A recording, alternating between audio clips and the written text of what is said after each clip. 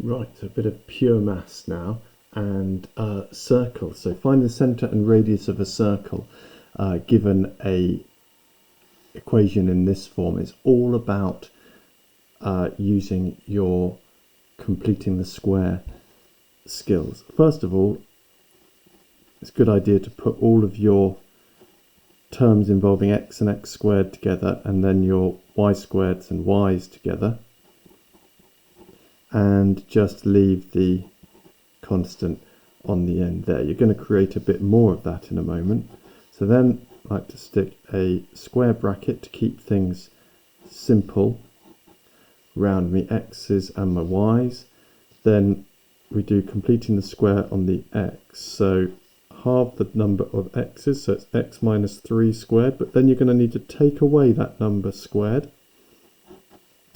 And then for y, we're going to do the same thing, half the number of y's, and then you're going to need to take away that 2 squared, close all of our brackets, and have equals 12. Now I would simply, to make sure, because there's 5 marks for this, and once you get it run, it's actually an easy 5 marks as long as you take your time and you don't rush ahead, and just make sure you don't make a silly mistake. So 9 and 4 make negative 13, so we need to add that negative 13 to both sides, and that gives us 12 plus 13 makes 25.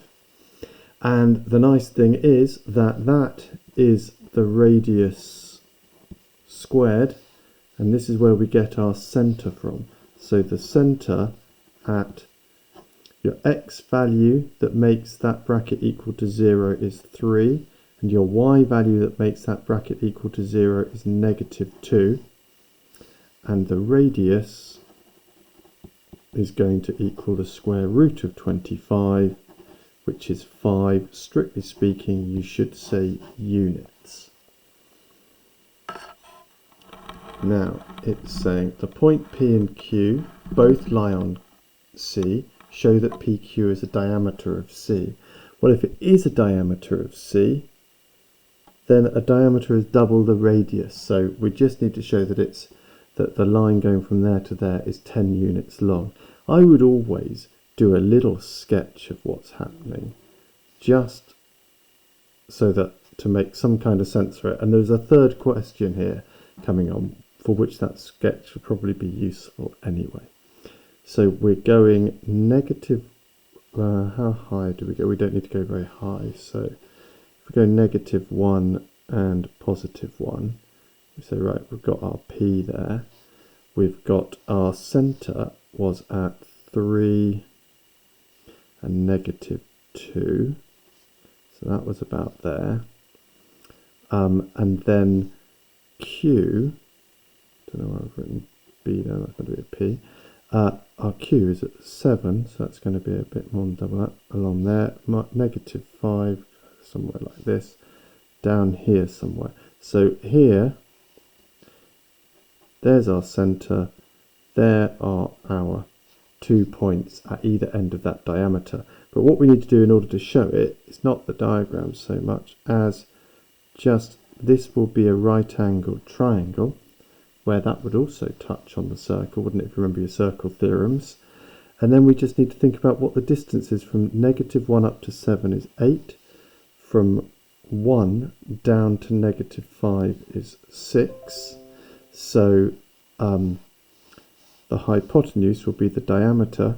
So the diameter is going to equal the square root of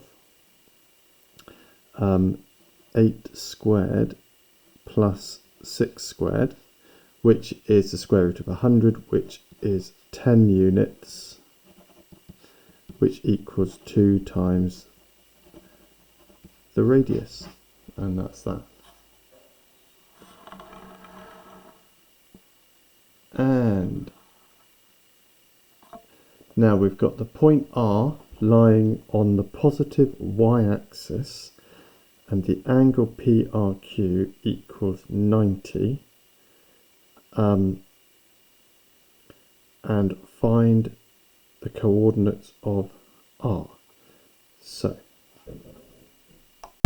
the thing to realise here is, this is again thinking about your circle theorems. If you've got a right angled triangle, with that r being there, like that could be it, couldn't it? It means it's going to be lying on the circle, because these make a diameter. Whenever you've got a right angled triangle, if you were to go halfway along your hypotenuse, you'd do a circle through them, and any point on there you're going to be able to draw a 90-degree angle to.